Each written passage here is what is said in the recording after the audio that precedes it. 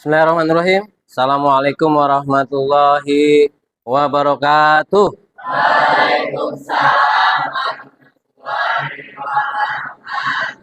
Selamat pagi semua, sehat? Udah pada makan belum? Udah pada mandi? Nah, udah ya. Oke. Alhamdulillah alamin. Allahumma sholli ala sayyidina Muhammad wa ala sayyidina Muhammad amma ba'du. Nah, sebelum kita mulai, ini kita ngebahas tentang KD 3.1 dan KD 4.1, yaitu berkaitan tentang mendeskripsikan akuntansi sebagai sistem informasi. Dan keterampilannya adalah bagaimana caranya kalian menyajikan akuntansi itu sebagai sebagai sistem informasi. Jadi sebisa mungkin kalau seandainya kalian melakukan sesuatu harus ada prakteknya seperti itu ya. Nah, ini Bapak buatkan kelompok, ada 6 kelompok ya. Jadi diskusi kelompok ini nama-namanya kelompok 1 yaitu namanya kas. Ya. Ingat ya yang udah Bapak bagi itu 6 kelompok. Yang kedua neraca saldo. Yang ketiga debit. Yang keempat kredit. Yang kelima jurnal umum ya. Yang terakhir adalah akuntansi ya. Ini kelompok-kelompok yang nanti akan Bapak bagikan LKPD. Masing-masing kalian harus bisa mendiskusikan apa peran-peran yang telah nanti akan Bapak berikan masing-masing tugas tersebut. Nah, di sini adalah kaitannya tentang sejarah akuntansi ya. Oke lah, kita mengulas ke pertemuan yang lalu ya, bahwa inilah yang disebut sejarah akuntansi oleh Lukas Pacioli. Tapi kalau ada di buku Fasciolo, ada yang Pacioli ya. Kalau Bapak sih ingetnya yang oli-olinya lah kita. Nah, ini Bapak akuntansi dunia nih ya. Nah, ini mengingatkan kembali. Nanti pasti ada pertanyaan nih. Ketika nanti ada pertanyaan, ketika Bapak tutup, ya kan? Kira-kira masih diingat nggak? Nah, di sini catatan akuntansi primitif. Yang paling tua adalah catatan tablet dari Tanah Liat untuk pembayaran upah Babilonia kira-kira di tahun 3600 sebelum Masehi. Selain itu banyak ditemukan bukti ada sistem pencatatan dan pengendalian akuntansi di Mesir kuno dan pemerintahan kota Yunani. Catatan awal yang paling dikenal adalah di Inggris. Dikumpulkan atas perintah Raja William Chong Error ya. Chong Error pada abad 11 untuk mengetahui sumber-sumber keuangan kerajaan. Ya malum dah, kalau Bapak kan orang Betawi nggak bisa bahasa Inggris ya, gitu ya. Nah, ini sejarah akuntansi itu berkaitan tentang yang nyambung dari tadi, bahwa tonggak sejarah akuntansi dimulai pada tahun 1494 pada saat Lukas Pacioli itu menerbitkan buku ilmu pasti yang berjudul Rectus de Computis and Scriptorio. Ya, bisa dikit lah ya, nggak tahu artinya apa ya. Nah, yang berisi cara-cara pembukuan menurut catatan berpasangan, double bookkeeping-nya. Pada akhir abad ke-17, sejalan dengan menurunnya pengaruh Romawi, pusat perdagangan bergeser ke mana? Ke Spanyol, ke Portugis dan Belanda, ya. Dan Belanda. Akibatnya sistem akuntansi yang telah dikembangkan Romawi juga ikut berpindah dan digunakan di negara-negara tersebut. Ya. Nah, Indonesia kena imbasnya. Kenapa Indonesia kena imbasnya? Ada yang tahu nggak? Karena jajahan Belanda. Luar biasa. Kasih tepuk tangan dong. Ya. Ya. Nanti dapat permen ya. Oke. Nah, itu sekitar 1642. Indonesia itu menjajah kita dari tahun 1642. Belanda cuma berapa? Cuma 3 tahun, 3 tahun setengah. Dari tahun 1943 sampai 1945. Oh iya Jepang, sorry maksudnya. Maksudnya Jepang. Kalau Belanda mah kan itu dari tahun 1650. Ya, oke. Ya, malum lah grogi lah Bapak ya. Nah, nah di sini ada proses pengembangan akuntansi di Indonesia semakin pesat dengan dibentuknya Ikatan Akuntansi Indonesia pada tahun 1957 terjadi revisi. Tahun pada tanggal 1 Oktober menjadi standar ini harusnya ini Bapak lupa nih 1974 ya. Kalau salah ya. Menjadi standar akuntansi keuangan gitu ya.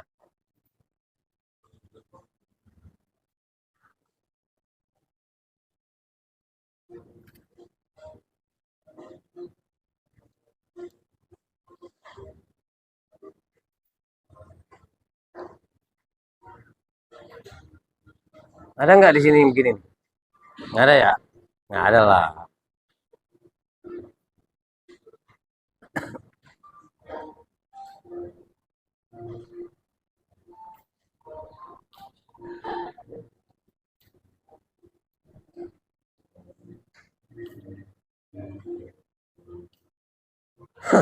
Nah ini sekarang kita sistem diskusi kelompok yang telah Bapak buat LKPD tersebut, yaitu tentang diskusi. Ini udah ada pertanyaan-pertanyaannya ya. Pertanyaan maksudnya pertanyaan dari uh, tersebut ya, ini informasi tersebut, yaitu kelompok satu mana kelompok satu? Ya, kelompok satu sama Bimo ya. Ya, silakan ya nanti setelah ini kita kelompok dua. Ya, kelompok dua. Kelompok tiga, kelompok tiga. Kelompok empat, ya, Rahana. Kelompok lima, kelompok lima. Ah, nih. Kelompok enam, enam. Ya, Jahra nih. Ya, sekarang kalian duduk sesuai kelompoknya. Ya, duduk sesuai kelompoknya. Terserah. Duduknya panggil aja kelompok ya. Ya, ya, benar. Nanti kalian di situ menjelaskan serta ada contoh-contohnya. Ya.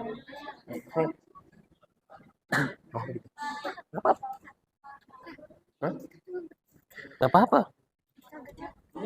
Itu bukunya ada. Ini nama siswa Ya boleh. Ya. Hmm? Ya nanti tentang ini, tentang kelompok berapa? Satu. Ini investasi. Peran serta investasi terhadap Indonesia. Contohnya apa? Baik dibuka. Ini pasti. Contohnya negara Cina investasi ya ke Indonesia untuk pembuatan apa? Jalan tol, pembangunan IKN. Itu kan bagian dari investasi juga. Ya, menjelaskan tentang investasi, jenis-jenis investasi. Investasi kan jenisnya banyak. Ya, ya pengertian dari investasi, jenis-jenis jenis-jenis investasi. Investasi kan ada tiga, investasi berjangka, ya kan jangka pendek, jangka menengah, itu jangka panjang. Nah, terus investasi sumber daya alam, contohnya seperti apa? PT Freeport. PT Freeport itu memberikan suatu Amerika dia investasi kemari, cuma dikasih berapa persen doang sama Amerika. Itu bagaimana caranya supaya investasi itu kita mendapatkan berapa persen yang banyak. Akhirnya kan kemana pas Pak Jokowi itu memberikan suatu Pak Jokowi jadi presiden, investasi itu kita dapat besar akhirnya. Gitu. Ya, di sini nih Fitra. Ya, ya, kelompoknya itu. Nih kelompoknya nih. Udah ada. Iya. Masih.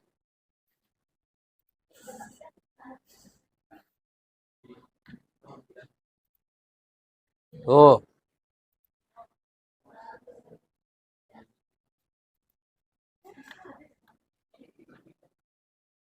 Nah ini nama kelompoknya ya. Satu garis miring kas gitu. Kelompok 2 garis miring neraca saldo. Nama kelompoknya. Ya. Jadi ingat, oh iya saya dulu kelompokin neraca saldo ya. Oke, menurut kita sebaiknya itu kan tentang permasalahan tadi, sebaiknya ketika mereka kan udah mengetahui kode etiknya kan, mengetahui kode etik yang berlaku. Nah, alangkah baiknya kayak mereka itu tidak menyalahgunakan kode etiknya. Kenapa? Kan biasa. karena kan mereka kan udah paham nih, udah tahu nih kayak kenapa masih disalahgunain. Jadi tuh mereka tuh kayak masih kurang kesadarannya, Pak. Oh, Dan iya. itu bisa merugikan diri mereka sendiri ataupun Tuh. publik. Iya, udah Pak itu. Sudah? Kasih tepuk tangan ya. Kelompok 3. Ayo kelompok 3. Udah, tutup dulu. Terima kasih. Wassalamualaikum warahmatullahi wabarakatuh. Salam. Ya, silakan. Assalamualaikum warahmatullahi wabarakatuh. Waalaikumsalam. Selamat pagi Bapak guru saya, Ya. Pak Suke, Ya, dan teman-teman saya yang melihat saya ini. Yang keren-keren dan ganteng-ganteng dan cantik-cantik tuh. Ya kan? Pertama-tama marilah kita panjatkan puji syukur kehadirat Allah Subhanahu wa taala karena telah memberikan rahmat sehingga kita dapat berkumpul di ruangan kelas ini. Perkenalkan, nama saya Kalista yang akan bertugas sebagai moderator dalam diskusi materi karakteristik kualitas informasi akuntansi. Adapun anggota kelompok saya yang bernama saya Askia Zahra Mandita, saya Fidela Helsa Olivia, saya Kila Shilpa Khairunisa. Saya Padlimon Saputra. Baik, kita akan mulai. Karakter kualitas informasi akuntansi terdapat 4 karakter utama. Kualitas informasi dalam laporan keuangan yang akan berguna bagi para pemakai, yaitu dapat dipahami, relevan, keandalan, dan dapat dibandingkan. Lalu, yang pertama, dapat dipahami atau understandability. Informasi yang disajikan harus mudah dipahami oleh para pemakainya. Dalam hal ini, pemakai informasi diasumsikan memiliki pengetahuan yang memadai mengenai aktivitas ekonomi, bisnis, dan akuntansi. Yang kedua, ada relevan atau pasti. Informasi yang disajikan harus sesuai dengan kebutuhan para pemakainya. Bernilai prediktif, artinya informasi tersebut mampu membantu pemakai untuk memprediksi hasil atau akibat peristiwa masa lalu, sekarang, dan masa yang akan datang. Misalnya, jika perusahaan ingin berinvestasi dalam aset baru, mereka dapat berkonsultasi dengan riwayat investasi sebelumnya karena informasi tersebut berlaku untuk setiap Cuma ada investasi sama selanjutnya. berhubungan berarti kan sama investasi. Selanjutnya, keandalan atau reliability. Karakteristik informasi akuntansi bisa dibilang teruji jika bisa menunjukkan transaksi, sumber daya, dan aset keuangan perusahaan secara keseluruhan dan akurat. Ada 3 faktor lain yang mengukur apakah suatu informasi akuntansi andal atau tidak. Yang pertama, kelengkapan, kedua, netral, lalu ketiga, bebas dari kesalahan. Dan yang terakhir dapat diperbandingkan atau comparability. Informasi yang disajikan harus dapat diperbandingkan oleh para pemakainya dari waktu ke waktu sehingga dapat diketahui kecenderungan posisi dan kinerja keuangan. Selain untuk mengetahui keterbandingan juga untuk memahami perusahaan kinerja keuangan secara keseluruhan. Misalnya, sebuah perusahaan dapat mengidentifikasi pada laporan keuangan dengan menerapkan metode akuntansi seperti neraca, laporan arus, laporan arus, dan laporan laba rugi.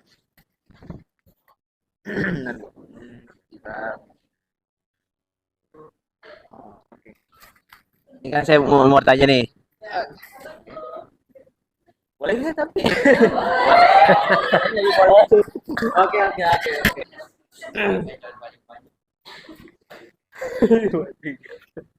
Ini kan karakteristiknya salah satunya kan dapat diperbandingkan. Nah, kalau misalkan akuntansi itu tidak dapat diperbandingkan maka harus bagaimana?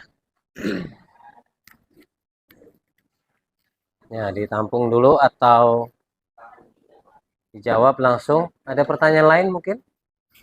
Izin menjawab dari pertanyaan Reno. Jika informasi akuntansi tidak dapat diperbandingkan, hal ini dapat menghambat pemahaman yang akurat tentang kinerja keuangan dan kondisi keuangan suatu entitas. Benar. Demikian presentasi yang kami sampaikan. Mohon maaf jika ada kesalahan kami. Kami tutup. Wassalamualaikum warahmatullahi wabarakatuh. Waalaikumsalam warahmatullahi wabarakatuh. Selanjutnya kelompok 4. Ya. Assalamualaikum warahmatullahi wabarakatuh. Salam warahmatullahi wabarakatuh. Kami dari kelompok 4 yang beranggotakan saya sendiri sebagai Hana Krisna Lestari, terus saya Vina Olivia. Dan saya Kresno Bayu Wicaksono. Saya Putri Aulia Safitri. Di sini kami akan menjelaskan materi mengenai bidang-bidang akuntansi. Jadi bidang-bidang akuntansi itu ada 12. Yang pertama ada akuntansi keuangan atau financial accounting. Akuntansi keuangan ini berkaitan dengan pelaporan keuangan yang secara khusus memusatkan perhatiannya pada pencatatan transaksi perusahaan secara periodik. Terus yang kedua ada akuntansi biaya atau cost accounting. Akuntansi biaya ini berkaitan dengan kajian pada masalah penetapan dan pengendalian biaya, khususnya biaya produksi suatu barang dan biaya distribusinya.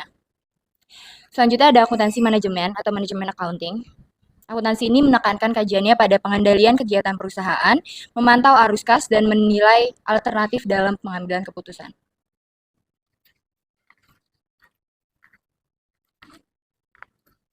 Kemudian ada yang keempat, akuntansi pemeriksaan auditing, berkaitan dengan pemeriksaan terhadap laporan yang dihasilkan akuntansi keuangan dan memberikan pendapat mengenai kewajaran laporan tersebut. Yang kemudian ada yang kelima, akuntansi perpajakan atau tax accounting, terdapat perbedaan konsep tentang transaksi dan kejadian keuangan, metodik pengukuran dan cara pelaporan. Keenam, ada akuntansi internasional atau international accounting, menyangkut transaksi khusus yang berkaitan dengan organisasi perdagangan internasional dan perusahaan multinasional yang lingkup aktivitasnya lebih dari satu negara dan kegiatannya berkaitan dengan kegiatan ekspor dan impor. Selanjutnya yang ketujuh ada akuntansi lembaga nirlaba atau bisa disebut non-profit accounting. Diterapkan pada organisasi-organisasi aktivitasnya bukan bertujuan mencari laba. Selanjutnya akuntansi anggaran, budgetary accounting, memfokuskan kajiannya pada perencanaan peruangan perusahaan untuk jangka waktu tertentu di masa yang akan datang, analisis serta pengendaliannya. Yang selanjutnya akuntansi sektor publik. Kajiannya berkaitan dengan pengelolaan dana yang berasal dari masyarakat atau keuangan negara, public money, serta pertanggungjawabannya.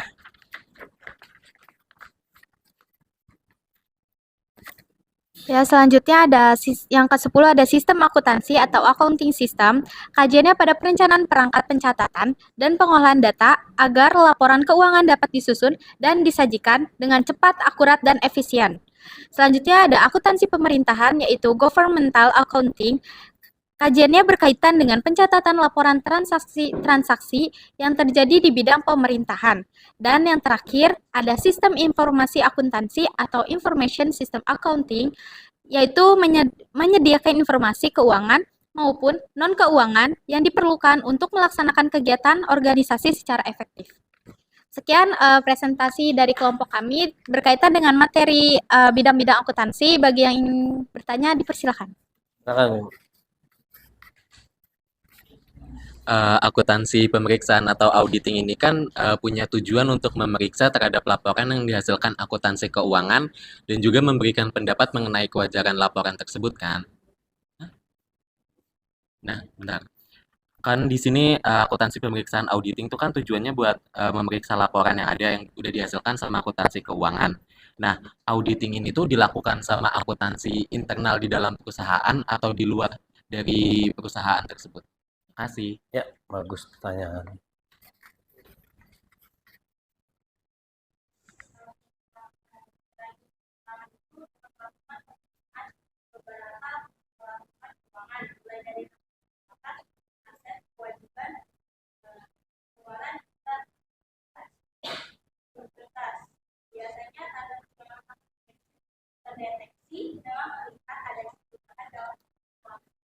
Ya, oke.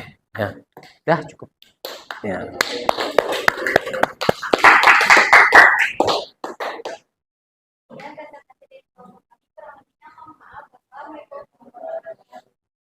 Waalaikumsalam warahmatullahi wabarakatuh. Assalamualaikum warahmatullahi wabarakatuh. Waalaikumsalam warahmatullahi wabarakatuh. Kami dari kelompok 6, sebelumnya perkenalkan nama saya Rizka Rana Putri. Saya Fira Mulyasita. Di sini kami akan menjelaskan terkait akuntansi. Yang pertama, profesi akuntan adalah profesi yang penting dan memegang peranan kunci dalam pengeluaran keuangan dan pelaporan informasi keuangan. Setelah itu, ada beberapa poin yang akan dijelaskan oleh teman saya.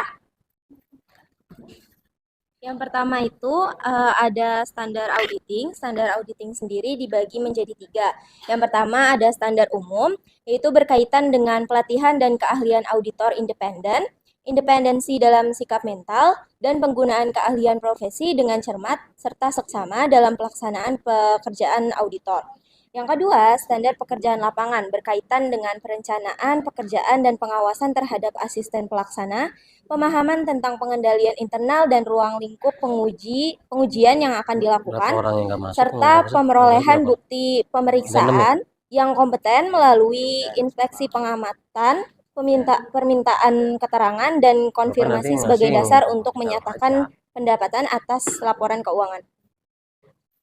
Selanjutnya, yang ketiga ada standar pelaporan, yaitu menyangkut tentang hal-hal kesesuaian laporan keuangan dengan prinsip akuntansi yang berlaku. Penjelasan atas konsistensi penerapan prinsip akuntansi yang ditemukan dalam penyusunan laporan keuangan, penggunaan informasi yang memadai dan laporan keuangan. Lalu ada tugas auditor untuk memberikan pernyataan pendapat mengenai laporan keuangan secara menyeluruh. Yang kedua ada standar atestasi. Menurut standar akuntansi keuangan atau SAK, atestasi adalah suatu pernyataan pendapat atau pertimbangan orang yang independen dan kompeten tentang kesesuaian pernyataan suatu perusahaan dalam semua hal yang material dan kriteria yang telah ditetapkan. Standar atestasi sama halnya dengan standar auditing, yaitu terdiri atas standar umum, standar pekerjaan lapangan, dan standar pelaporan. Yang ketiga, itu ada standar jasa akuntansi dan review. Standar jasa akuntansi dan review itu berhubungan dengan hal-hal sebagai berikut. A. Pengungkapan kompilasi dan review terhadap laporan keuangan. B. Pelaporan atas laporan keuangan komparatif. Dan C. Laporan kompilasi atas laporan keuangan yang dimasukkan dalam formulir tertentu. Yang keempat, standar jasa konsultasi. Standar jasa konsultasi itu berhubungan dengan standar untuk akuntan sebagai praktisi untuk meliputi hal-hal sebagai berikut. A. Kecakapan profesional. B. Penggunaan kemahiran profesional dengan cermat dan saksama. C. Perencanaan dan pengawasan. D. Data yang relevan dan memadai. E. Kepentingan klien. F. Kesepakatan dengan klien serta komunikasi dengan klien. Yang kelima ada standar pengendalian mutu. Standar pengendalian mutu berhubungan dengan hal-hal sebagai berikut. Pertama, peraturan mengenai sistem pengendalian mutu kantor akuntansi publik. Kedua, perumusan kebijakan dan prosedur pengendalian mutu. 3. Standar pelaksanaan dan pelaporan review mutu. Keenam, aturan etika kompartemen akuntan publik. Aturan etika kompartemen akuntan publik mulai berlaku secara efektif pada 5 Mei 2000 yang berkaitan dengan hal-hal sebagai berikut. Pertama, independensi, integritas, dan objektivitas. Yang kedua, standar umum dan prinsip akuntansi. Yang ketiga, tanggung jawab kepada klien. Yang keempat, tanggung jawab kepada rekan seprofesi. Dan yang kelima, tanggung jawab dan praktik lain. Provinsi Akuntan, kurang lebihnya mohon maaf. Wassalamualaikum warahmatullahi wabarakatuh. Ya, Jika mungkin ada yang ingin bertanya, silakan dipersilahkan. yang mau bertanya tentang etika profesi akuntansi ya. Kesimpulannya adalah bahwa ya peran penting akuntansi bagi dunia maupun Indonesia itu adalah untuk bisa melihat, bisa dikatakan tolak ukur demi kepentingan negara Indonesia ini. Kenapa? Yaitu tentang mengaudit, mengelola, mencatat, ya kan, dan sebagainya, bahwa itu penting apa? Terutama tadi yang berkaitan tentang di bidang auditing pendidikan, ya. Pendidikan itu utama, yang pertama adalah untuk membuat suatu struktur kurikulum, ya, kurikulum, auditing bantuan dana BOS, dana operasional statistik, BOPD, ya kan. Terus ini akan Bapak lihat nih penilaian terbaik.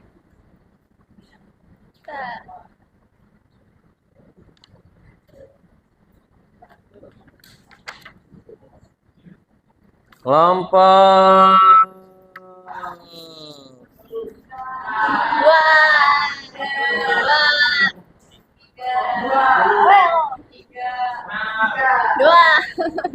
kelompok 4. Ya, kelompok 4 itu yang terbaik. Akan kita lanjutkan pertemuan berikutnya yang berkaitan tentang persamaan dasar akuntansi ya. Jadi, terima kasih atas kehadiran kalian semua di sini. Terus ditutup dengan doa. Doa silakan. Ya, udah. Siap. Berdoa.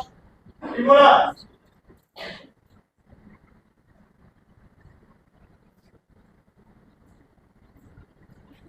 Berdoa selesai. Memberitahu.